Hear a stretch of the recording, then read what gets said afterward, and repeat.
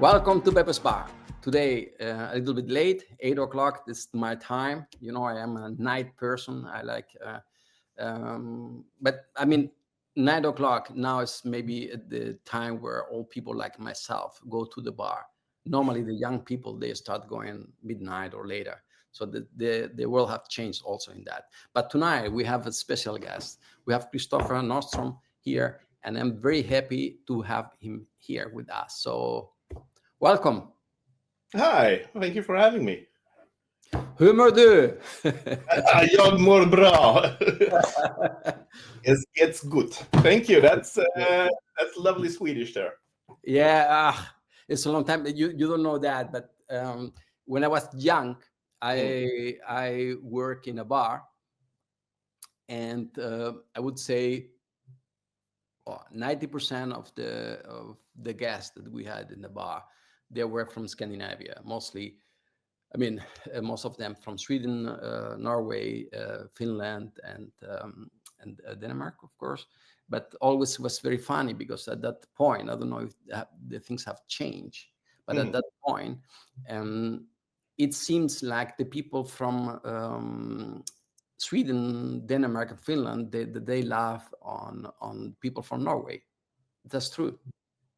Yep, that's true. You know how it is with Today? and bordering countries. That's part of group thinking or group behavior. That's we identify ourselves in a group and we find the differences in others. And Norwegians are a grateful subject to make fun of. I love Norway, by the way. I have great friends. Me too. But there's a long-standing rivalry between the big brother of Sweden and what's considered the smaller brother of Norway. So that's nice. So, Kristoffer, who are you? Who am I? Well, I am a dad from Sweden, a husband. I am software tester, obviously. I am a geek, a nerd. I'm an avid sci-fi and fantasy book reader. I'm addicted to music and love listening to music all day when I'm working and not working. I am a woodworker. That's my happy spot when I get to be in my workshop. And of course, since the last 1.5 decades or so, I'm a conference speaker, which has given me an opportunity to meet fantastic people like you. Thanks so much. Wow. So I knew a few things. I didn't know that you're hearing music all the time. That's interesting. But like you said, you are from Sweden, and I know. So a Spanish guy. So I think that I know how the Swedish people are, and I have a very good friend here, not far away from my home, and Johan Holm, and it's a very Swedish name, by the way, Johan Holm. Yeah, and he's from Göteborg. So okay, I won't hold that against him. So again, you see, we divide and conquer. The east side where I live, we make fun of the west side, and so on, and they call themselves the best side, and yeah. So, are you? Explain me how is the Swedish society? How is it? How do you see yourself? Well, nothing complicated off the bat, right? I mean, how is Swedish society? How do you describe it? Well, I mean, if you would have asked me like 10-15 years ago, I would definitely would have said that we have something here called jantelagen, or the law of just enough or something. I'm sure there is an English translation for it. And basically, my parents' generation growing up and everyone before them, there was this kind of societal norm where you're not supposed to stick out. You're not supposed to think that you're something special. You're just an average Joe like everyone else. And if that sounds like it's keeping some people down, it really did. That being said, I would say that the last decade or so, things have changed more with internet culture and influencers, and everyone wants to be on YouTube, etc. But for the most part, I would say that we're a society of just enough, and not too much, not too little. We like to keep things comfy, and yeah, I think that's our society. I'm I'm um, I'm really happy to live here, and I've learned that over the last years. A lot of people, when you live in a country, you take things for granted, and when people move to another country or stay there for an extended amount of time, you start seeing differences.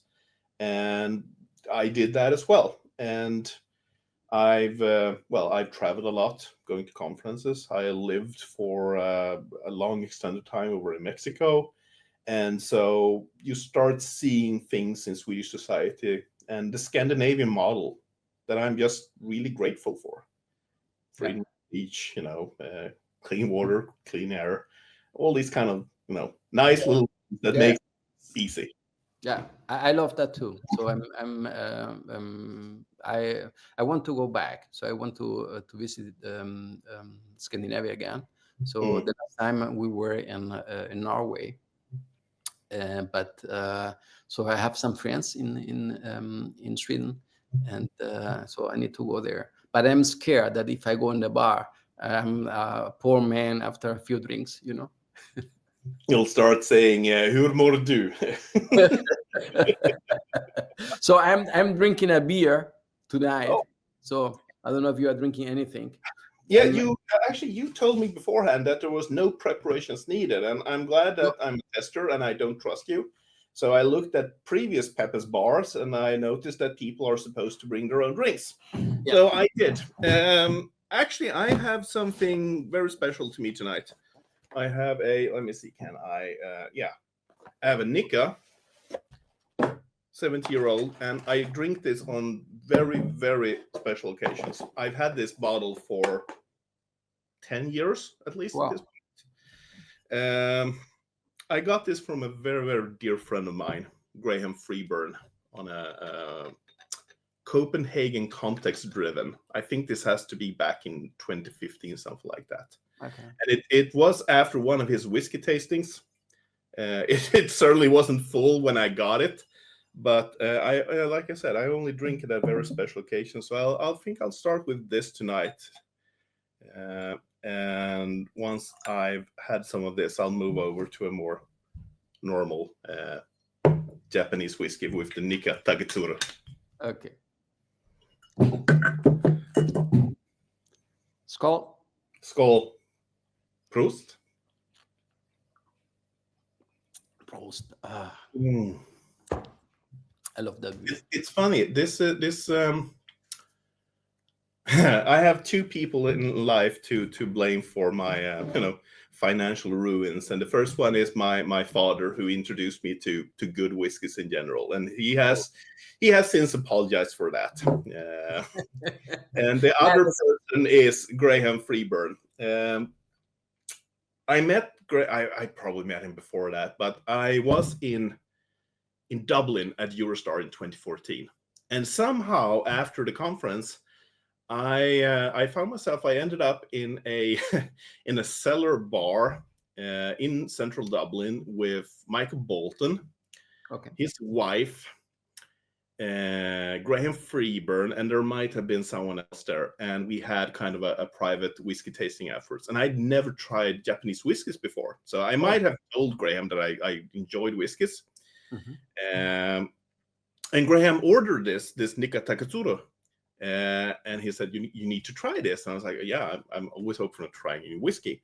And I tested it, and I'm not making this up, and I didn't construct this, but my spontaneous comment when I tried it first, like, wow, it's like a spring breeze going down through my throat.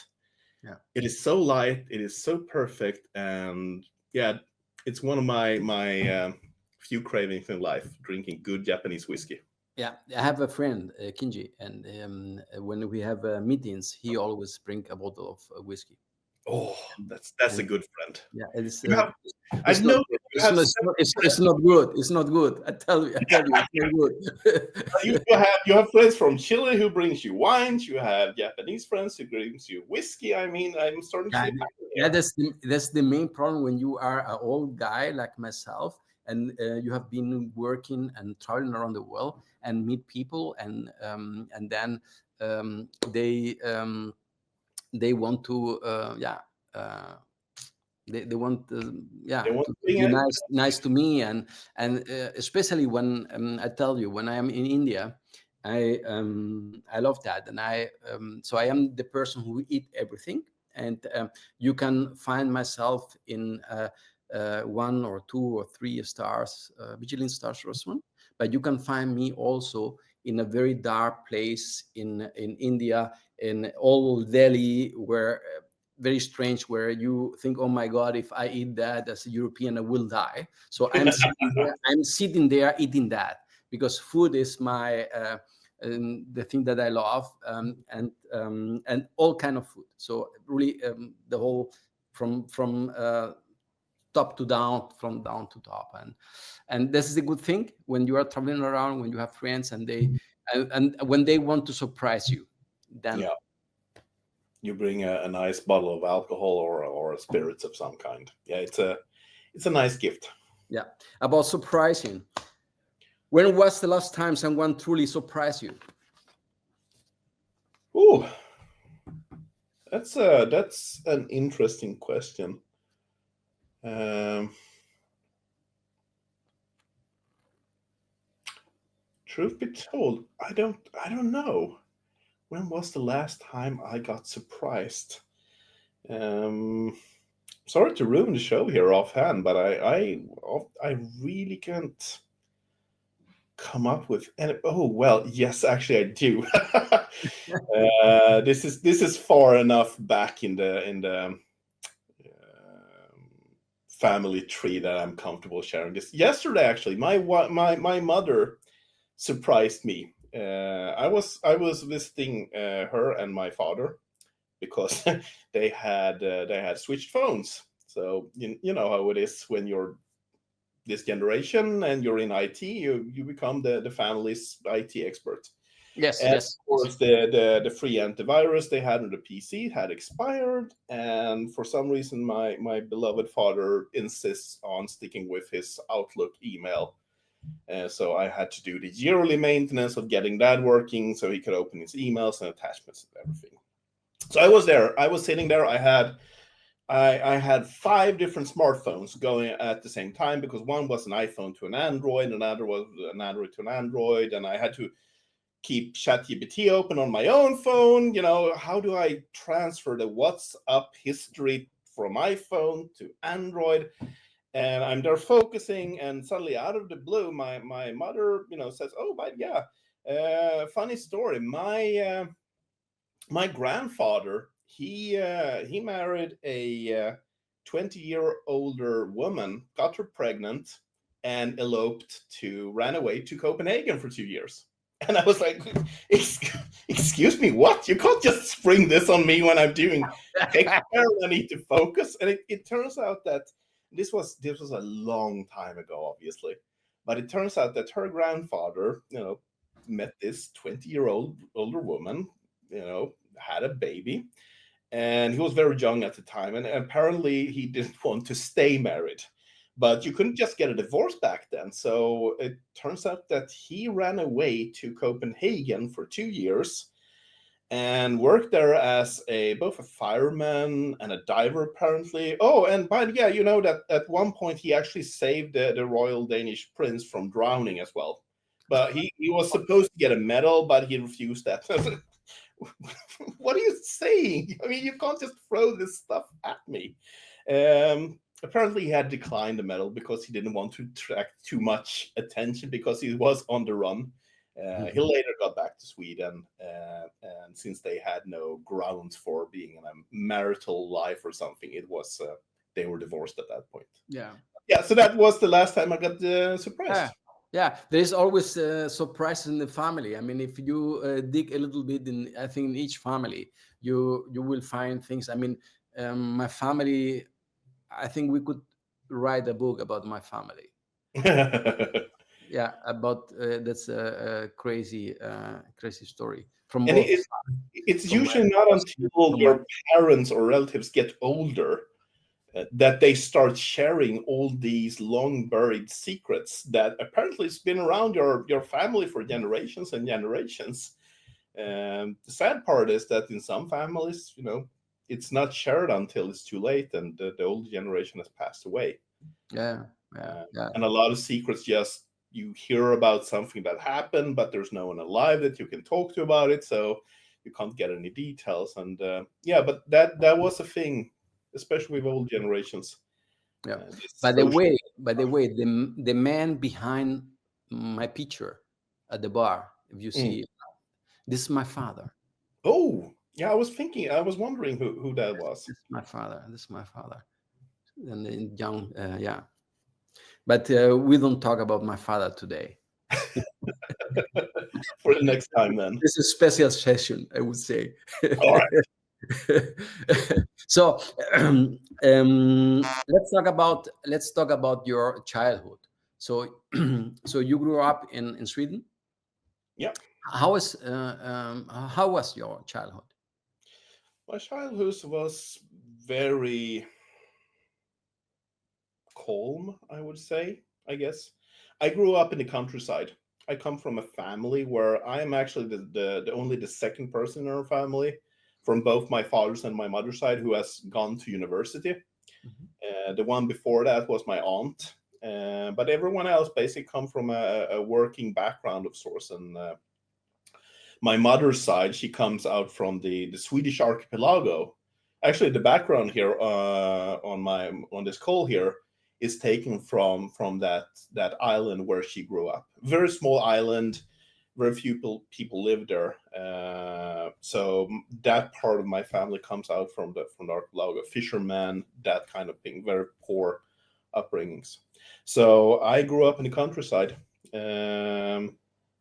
I spent a lot of time out in the archipelago with my grandparents out there. I loved spending, especially the summers out there, but even throughout the years, in the winter and everything.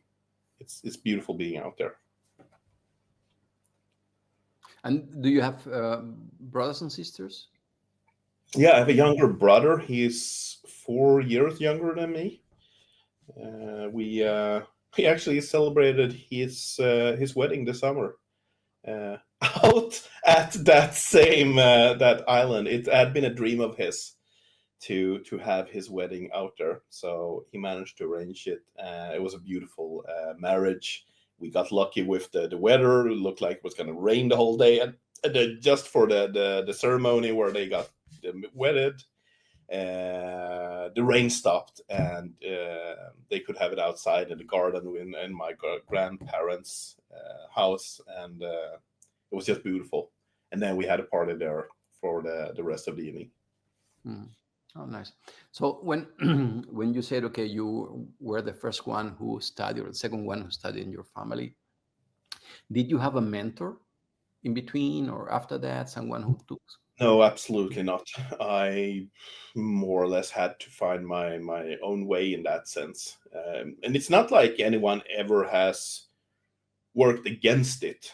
And in fact, I was encouraged, but since no one basically had education after, I guess it would be high school or whatever you call it, 12th year of school, let's call it that.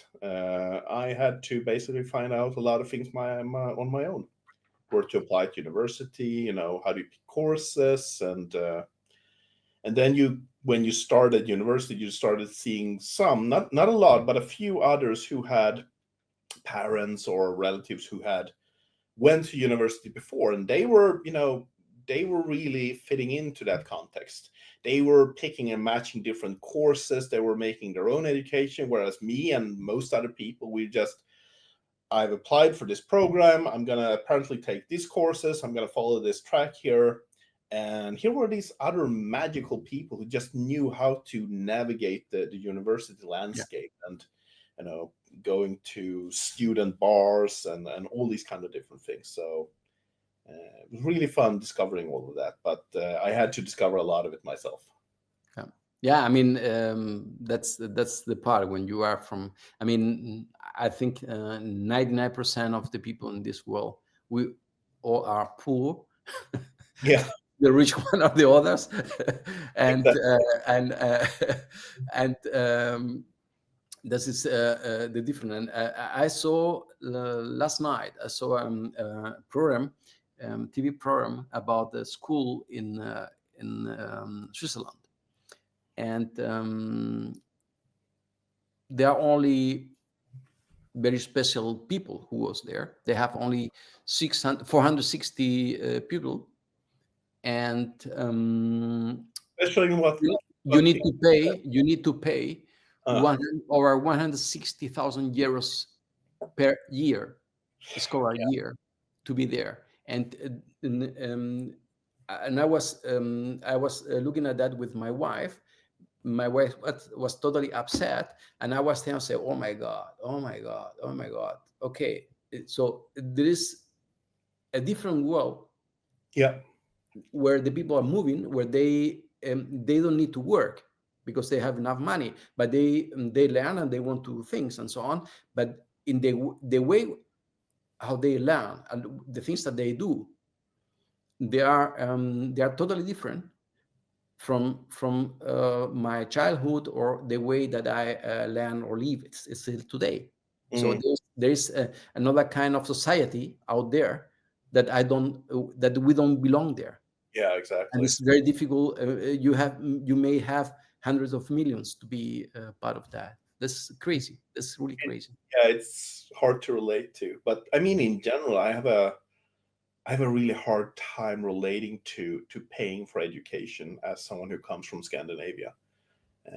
I mean, in some sense, I am paying when I go to university because there's a loss of income or opportunity of loss of income, and I take out a small loan. But I mean, education in itself here is it's free. Anyone can attend.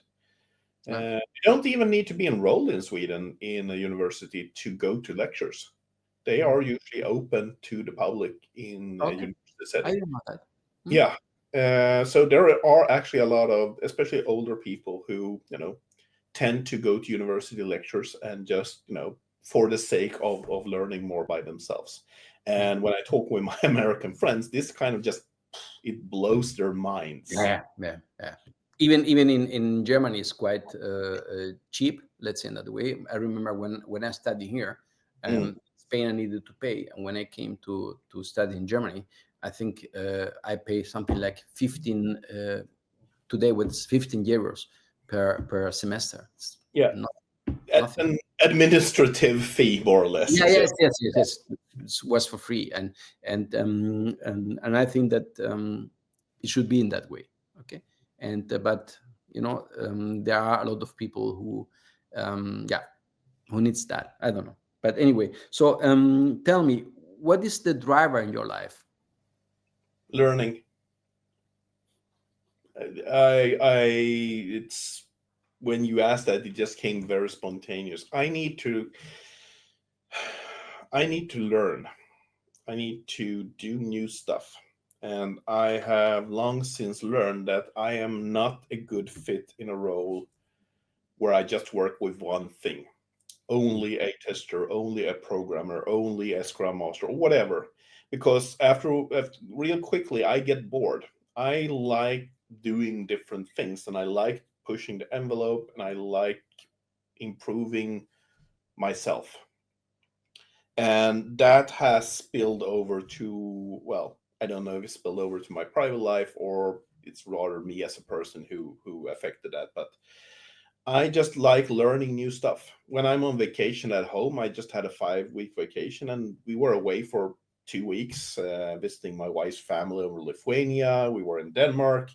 But the rest of the time I spent home, blissfully relaxing and every day just down in my workshop every single day because that's where I'm truly the most happy. Doing woodworking and just learning new stuff, learning new techniques, testing stuff, creating things, and that's my happy spot when I'm learning new things. Yeah, that's good. I mean, it's also exhausting. Okay, not all, not Yes. always, not always for you, but for No, your, it is exhausting for me as well, and I yeah, have. but also for them, for your environment around you. Yeah, yeah, definitely. Um, but no, it's nice having those kind of things that you can do when you're not like us working in kind of a very technical field and doing other stuff. You can go away and relax. So yeah, So you're still a young guy, okay? You're a young. hardly, but thank you very much. Yes, yes, yes. You could be my son. You could be my son. Would have had to have a teenage a son as a teenager, but sure, we it could have No, no, happened. no, no, no. How old are you? I am turning 46 this year, my friend. So, and I believe you're in your 60 something. 60, 61. Yeah, like I said, 15 years old you would have been if I No, was. no, no. At that time, I was not playing. At that time. At that time, I was not playing. I was still a young boy. I was not playing. Yeah. Uh, so if you look back to the young man who just went to the university for the first time, Mm. um, and do you have any recommendation, or what would you tell him now? What do you know now? What you didn't know then? I mean, I would probably recommend to him to don't think you know it all. Don't just go your own way and maybe hang out with your classmates a little bit more. I tend to be a very solitary person. And before I started at university, I had a kind of a 1 year where it wasn't university studies, it wasn't high school studies either, but I studied computer programming for a year, kind of a vocational training. So when I got to university, plus I had worked as a freelancer, creating websites and other stuff beforehand. So when I came to university for the program where I was studying, a lot of the stuff that we were learning, especially in the first and second year, I kind of already knew. And it's only afterwards that I learned from some of my classmates that I was apparently kind of an enigma. I was the guy who would show up at lectures, go home, and then we would have laboratories, and I would come into the lab. I would sit there for 20 to 30 minutes, finish my assignment, leave it in, and just go home while everyone else was working on it. There's a reason for that, personality wise, why I like doing that. But another reason was that I had just met my current wife, my only wife, I should say. I had just met her then, and she had moved here from Lithuania. She was here initially on a Rotary stipend, studying at university. But then she moved over here. We moved in together, and at that point we only had one income in the house, and that was basically my student loan, where 50% immediately went to our rent.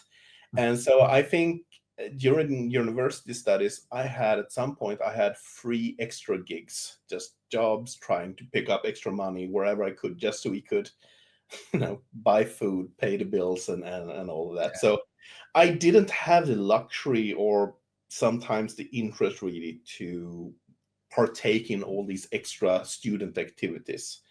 I think I went to the student bar 2 or 3 times. Not that And I I never, wouldn't like being there, but it's just that I didn't really have those opportunities because I was busy working most of the time. yeah.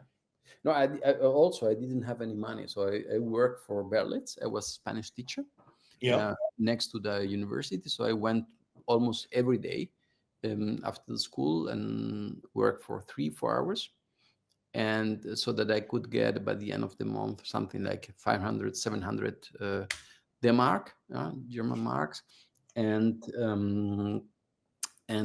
my girlfriend at that time, she had, I think, 500 D-Mark also from her parents. So with this 500 D-Marks, we could pay the rent, and with Yeah. other money we could eat. But Exactly. yeah, and I was, I think, 6 years or 7 years Mm. without being in Gran Canaria. I couldn't afford to pay a ticket to visit my family, and Exactly. and I was just studying, working, and so there is no one gave me anything, so I need to work. But I met very nice people who really helped me. So yeah, really very, very nice people. It was a very nice time.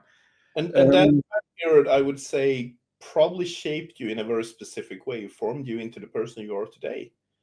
I yeah, mean, I have no problem at all asking for help from friends or anyone else. I've never had that. I never understood people who have that pride who can't ask for help.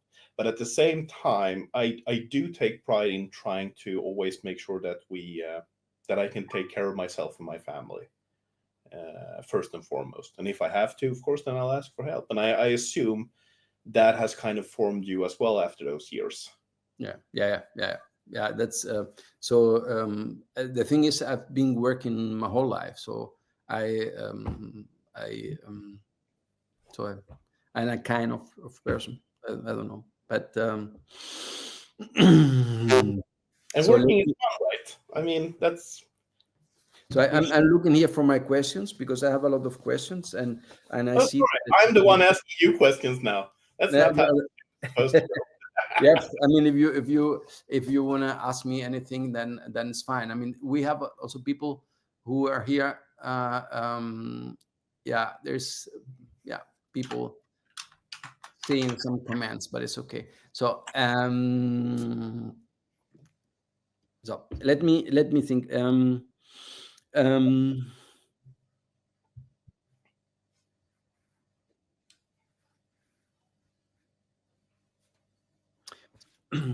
I have a nice question here. I think I never asked this question before. So, have you ever received love you didn't know how to accept?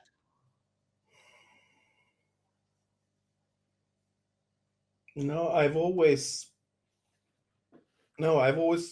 been able to accept love, but I did receive an outpouring of love many years ago, and you probably know where I'm going with this story. Um, as you know, and I assume most of the die-hard hardcore fans who are tuning into this channel right now, they are vaguely aware of me or of my friends. So, but some people may not know that many years ago, my daughter was diagnosed with a brain tumor. It's called DIPG. And um, long story, very short. Um, the kind of brain tumor that she got is terminal. There is no cure for it, and there still isn't.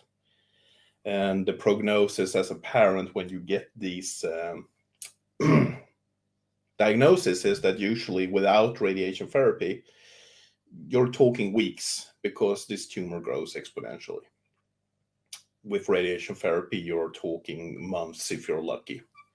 Um, and of course, me being me, not being able to just accept no for an answer, me and my wife, we talked about this. I mean, obviously, this was devastating when we got this, and there's a whole backstory to it. But basically, overnight, we said that we have two options. We can either go with what the doctors are telling us, with what the Swedish healthcare system can provide us. That's what option A. That is, we know what the outcome is going to be. But on the other hand, we in that case are handing control to someone else, and in some sense, that can be very liberating to not be the one who is responsible in such a horrible, horrible situation. Yeah. And you can thank the doctors, you can blame the doctors, you can do whatever you want, but at least you're not the one in the driver's seat. Now, option B, on the other hand, which we chose, was to say, well, we will not accept that. We will try to do anything and everything we can, with a few exceptions. We both, me and my wife, are academics, And so we said that, anything we try needs to be evidence-based. It needs to have some root in, medical research. Otherwise, you're on a very slippery slope down with essential oils, magnetic beds, and all kind of things. Because as a parent in this situation, you tend to get desperate for obvious reasons. So what I did at that point was I did the research. I turned into what I call an amateur cancer researcher. Google research became my best friend. We found treatment over in Mexico, doctors who were trying something brand new based on established medicines that had been researched, but they were combining it in ways that hadn't been done before, and a delivery mechanism that was outside of the normal chemotherapy that you're used to seeing. The problem was that this, of course, cost an insane amount of money. And we would need to travel back and forth to Mexico every 6 weeks. And initially we stayed there for half a year. And so me and my wife, we turned to social media, and he has a fantastic following of Swedish journalists, academics, different people on Twitter, as it was called back then. And I had my beloved software testing community. I had been talking a lot at different conferences, Agile Testing Days, of course. And just overnight, when we announced it, because this was I believe it was a couple of months after the first diagnosis we got. So everyone that knew me and most people in the test community knew about this, but there was nothing they could do. But when we said that we need help, we have this treatment, this is what we're going to do, it's going to cost, and we were basically fundraising for the treatment. And overnight, the amount of love and outreach I got from the software testing community, I had no problem accepting it. I will never, ever, on the other hand, have the opportunity to tell everyone just how grateful I am for the love, the help, the financial support that we got. We had software testers on all continents, probably excluding Antarctica, but I can't be sure about those, testing penguins. But basically, there were testers everywhere. There were conferences who were selling books for Linnea with all the profit going to her. That was really a movement. It was really a movement. It was a movement for sure. We had people over in North America doing this. We had meetups in South America. And it really was a global movement. And I will never, ever be able to just express how profoundly grateful I am to everyone who just helped us, even if it was just talking with me, being there, and so on. I mean, can we talk about Linnea?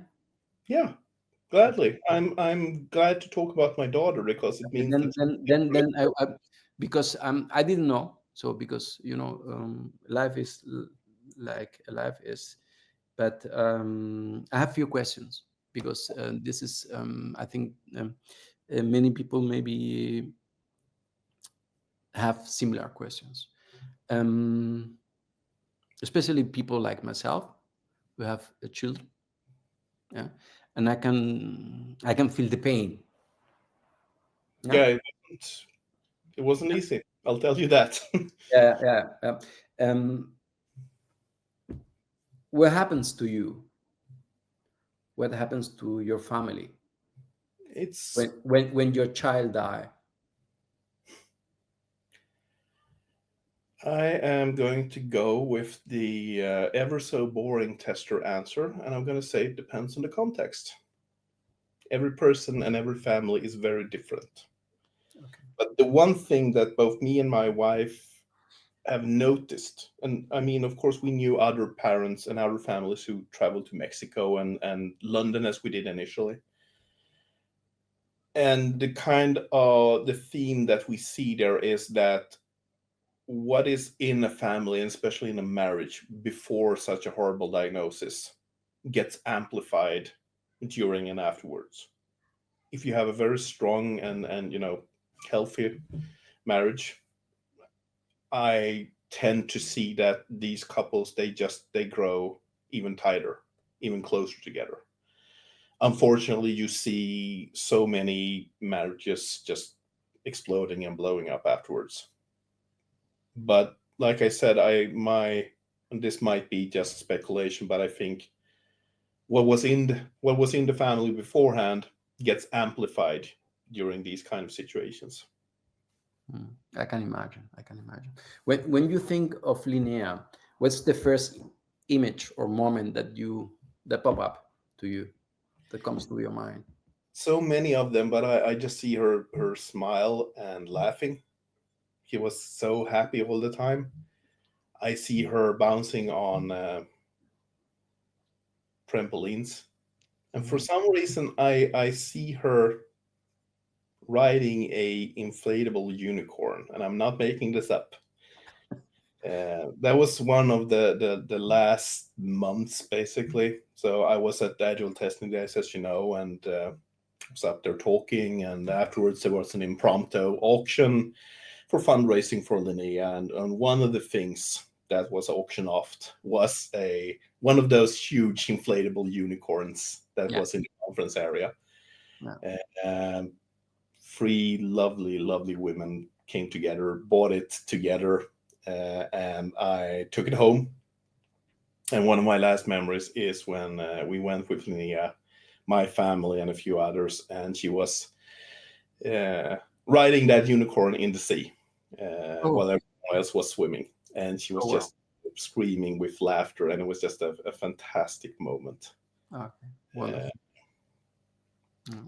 If you could save time in a bottle, what time would be? Somewhere when she was alive.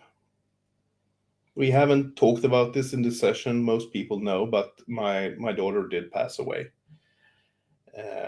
What initially was a prognosis of weeks and at best 2-3 months turned into close to 2 years of us traveling literally across the world, getting treatment.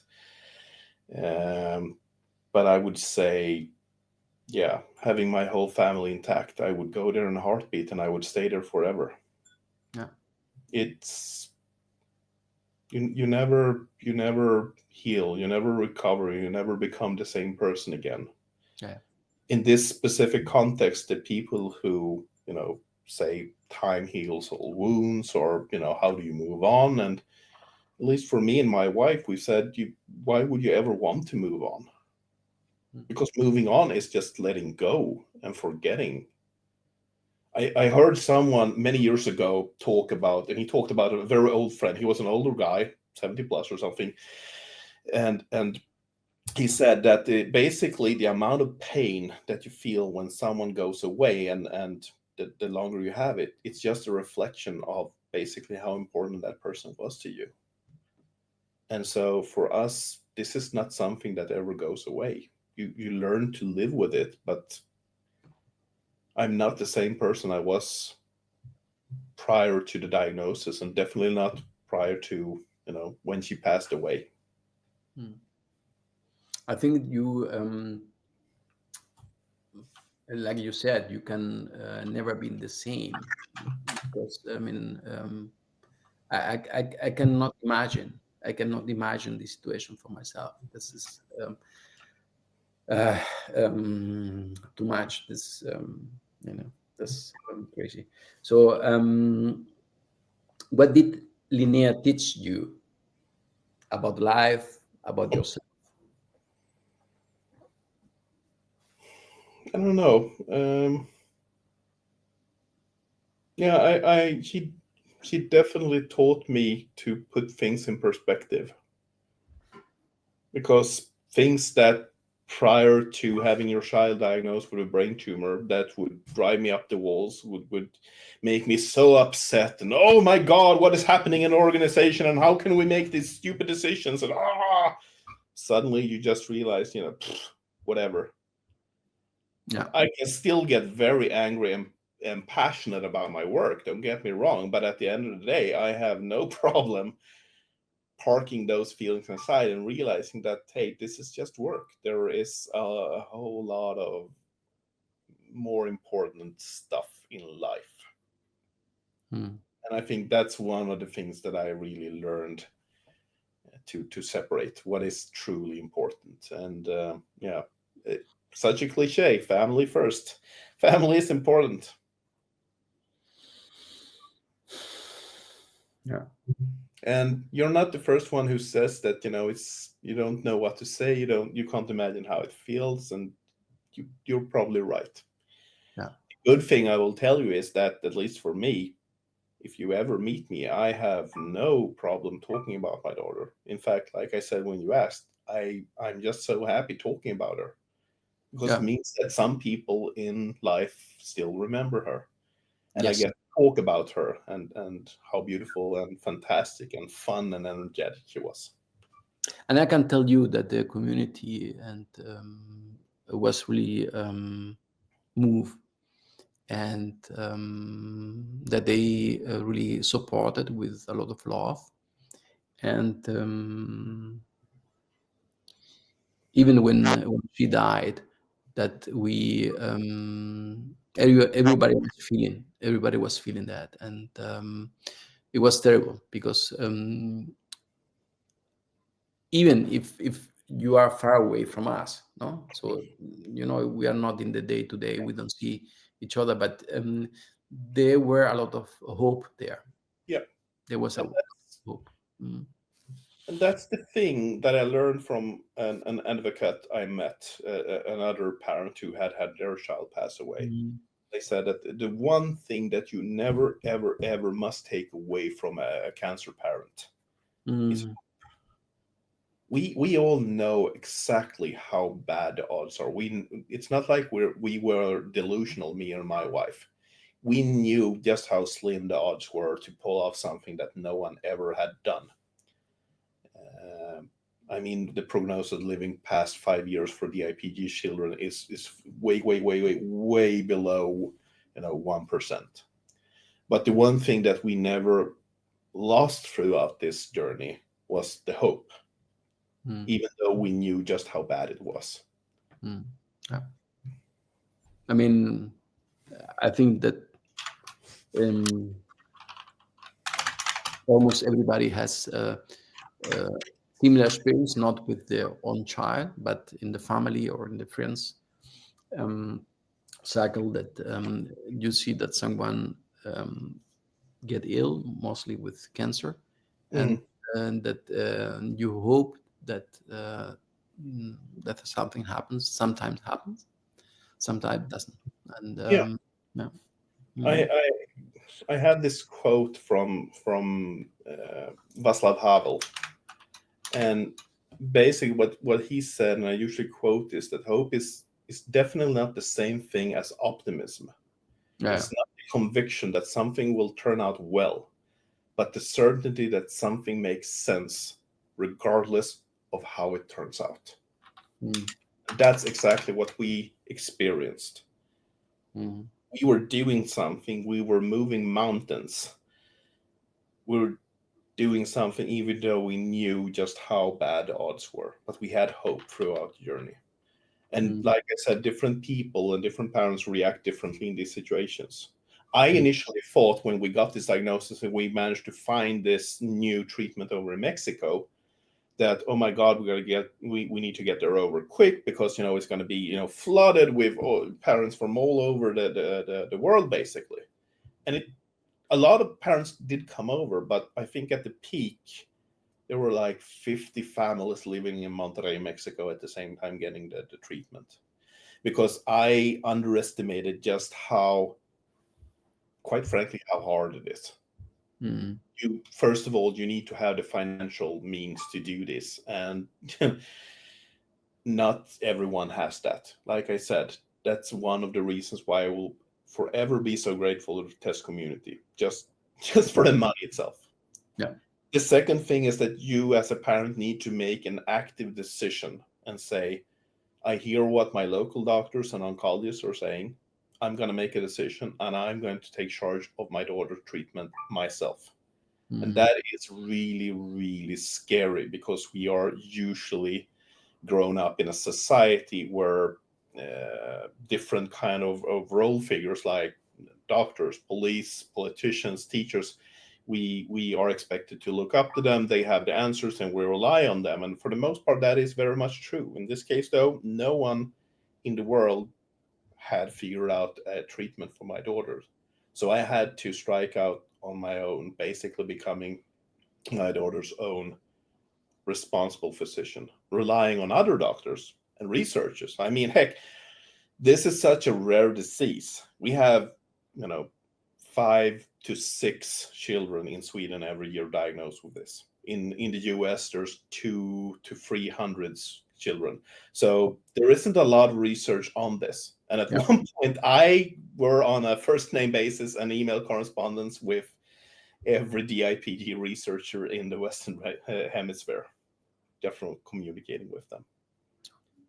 What I'm trying to get at that not everyone has the means to just on a 2 weeks notice upend their life and say, all right, I guess we're moving to Mexico.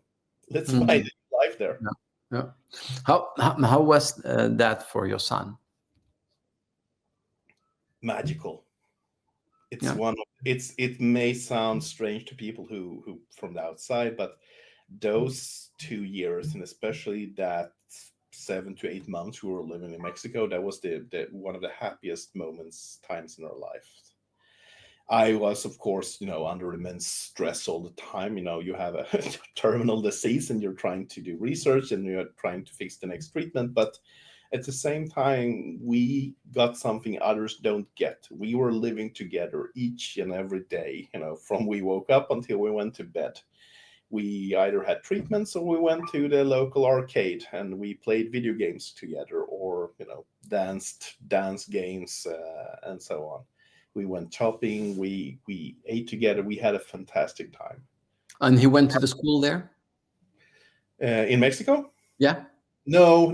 My son, he studied remotely. Okay. And so he got books from his school with him.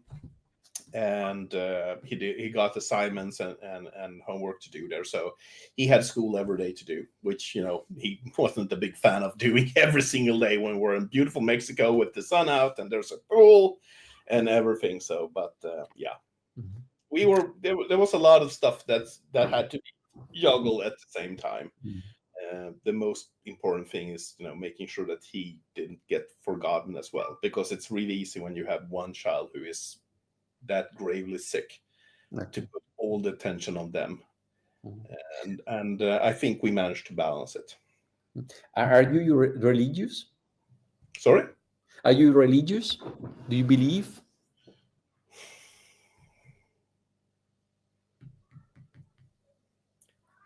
Yes. It's I've kind of had, I'm not deeply religious before Linnea, but I went to church. I went there. We had our children baptized. We were wedded there, etc. No, I don't think I've ever told anyone really this, but the day my daughter passed away in my arms, the day she died, it was very easy for me in that snap moment. I remember saying, okay, so there is a God in heaven, because the alternative would have been utterly devastating and would have just broken me as a person, because that would have meant that I will never see my daughter again. So of course I am religious. Of course there is a heaven, an afterlife. It's going to take a long time, hopefully, but someday I'm going to see her again. So yes, I've chosen to be religious, and make of that what you will. Nice. And what do I have to lose? I mean, it's better to have hope, right? Mm-hmm.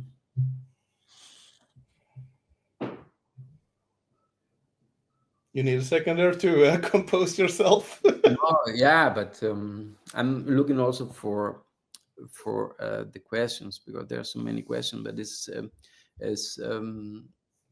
it should make sense, because we are going very deep in this topic, and this is so very important. And yeah, you weren't kidding. I know you were going to have a personal conversation about Kristoffer. Maybe the last question for this part is, what did you learn from pain? I don't know if there's anything to learn from it. It just is. Pain is there, and you have to accept it, I guess. Like I said, this pain is not going away. There's not a single day that I don't think about my daughter. Mm. And that is okay. That's just a measure of how much I loved her and how important she was to me. Yeah. And I'll embrace that. Mm. How old was she? She was 2 days before her 7th birthday. Wow. So she was 6 years and 300 and what is it? 363 days old. Wow. At least she got to start her first year in school. It was one of those things that, those are the kind of time and memories that made everything we did worth it.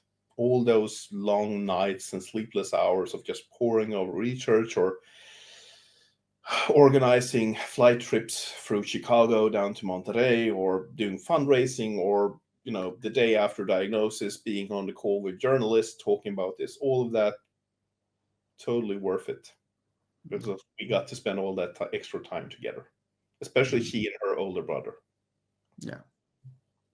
So we are in the last minutes of our time, and what do you leave behind in this conversation?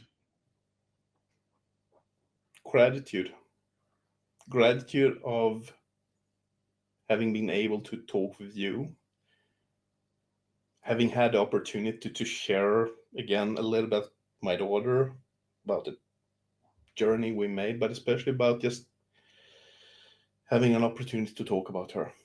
Yeah. It feels good. And if you ever meet me, I do not mind at all talking about her and what happened. Yeah.